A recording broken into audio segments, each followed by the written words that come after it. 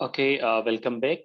जैसे last tutorial में हमने सीखा कि मेनली रेफरेंस मैनेजर किस तरह से डाउनलोड होता है, और again this is a very important tutorial. आज हम अपनी थीसिस में प्रॉपर मेनले के थ्रू जो है वो रेफरेंसिंग करेंगे। So this is very important. उसके लिए मैं समझ रहा हूँ कि हम वर्ड फाइल एक ओपन कर लेते हैं, ताकि डेफिनेटली कोई थीसिस या रिपोर्ट जो है वो आपने वर्ड डॉक्यूमेंट में लिखी होगी, और वहाँ हम अपनी रेफरेंसिंग जो है वो किस तरह से करेंगे, क्योंकि ऑलरेडी हमने पहले ट्यूटोरियल में जो है वो मेंडले सॉफ्टवेयर जो है वो डाउनलोड कर लिया है। अब देखते हैं how that is helpful in our thesis. For example, you are writing your thesis maybe with any title, um, just for an automated model मैं ऐसे टाइटल लिख रहा हूँ for understanding.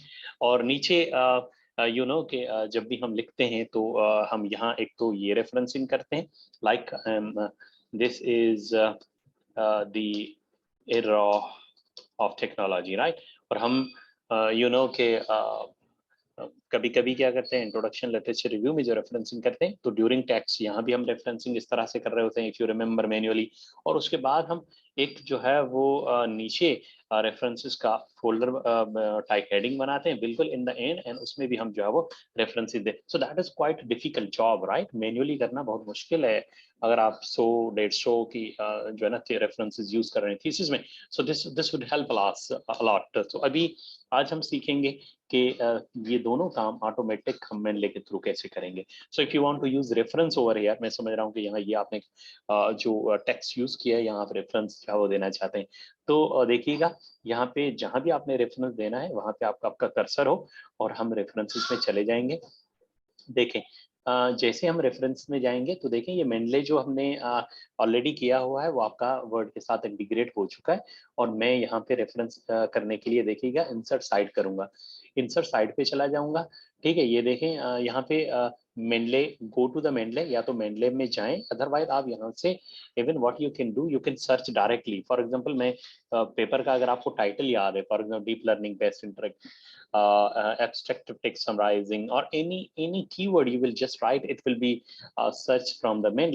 So see, otherwise ये आपको मुश्किल लग रहा है तो आप go to the main करें और देखें। ये थोड़ी देर पहले जो हमने पेपर डाउनलोड किया था, मैं इसको अपने थीसिस में साइड करना चाह रहा हूँ। तो स्टूडेंट जस्ट आप क्या करेंगे, इसको यहाँ से सिलेक्ट करेंगे, और सिलेक्ट करने के बाद यहाँ देखेंगे there is option of the site in the main ले, राइट। सो हम इसको साइड करेंगे। सो सी, यहाँ पे 1 लिखा हुआ है। अच्छा, ये 1 इस तरह से क्यों है, क्योंकि यहाँ पे आप देखेंगे तो यहाँ पे वेरियस स्टाइल्स का ऑप्शन आ रहा है ना। तो जो स्टाइल आप सेट करेंगे उस हिसाब से आपकी रेफरेंस होगी। This is really amazing. For example, आप कह रहे हैं कि मेरे थीसिस में जो रेफरेंसिंग हो वो IEEE की फॉर्मेट में हो, जरा देखें, खुद ही ऑटोमेटिकली वो IEEE की फॉर्मेट में रेफरेंसिंग होगी।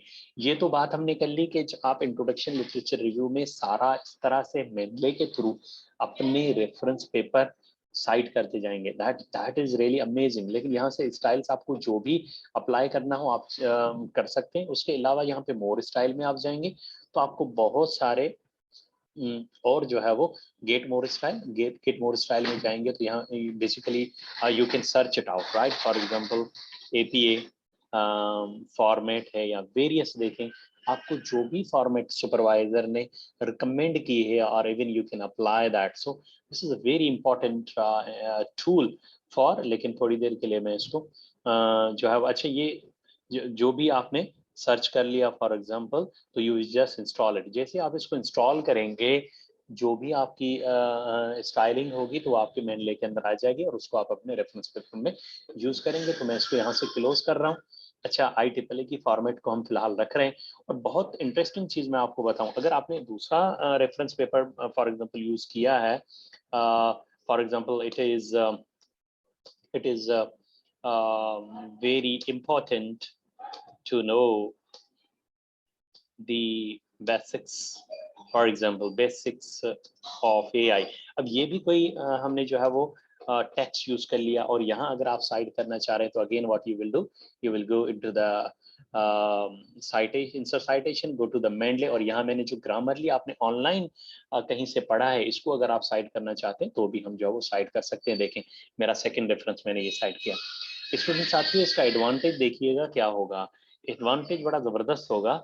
आप जितने भी पेपर ऊपर अपने थीसिस में साइट कर रहे होंगे लिटरेचर रिव्यू में, वो 10, 15, 20, 30 हो जाएं, तो आखिर में कि हम रेफरेंस जब हेडिंग हेडिंग ऐड करते हैं रेफरेंसेस की, तो उसमें आप मैन्युअली कर रहे थे। लेकिन दिस इज अमेजिंग कि अगर स्टाइल मैंने IEEE सिलेक्ट किया हुआ है, ऊपर जितने भी मैंने रेफरेंसेस किए हैं, मैं सिंपल क्या करूंगा कि आप देख सकते हैं इंसर्ट बिब्लियोग्राफी। इंसर्ट बिब्लियोग्राफी पे क्लिक करूंगा, दैट इज अमेजिंग। वो खुद ही जो है मेरे रेफरेंस पेपर यहाँ से मेनली जो है वो IEEE की फॉर्मेट में बनाते जाएगा।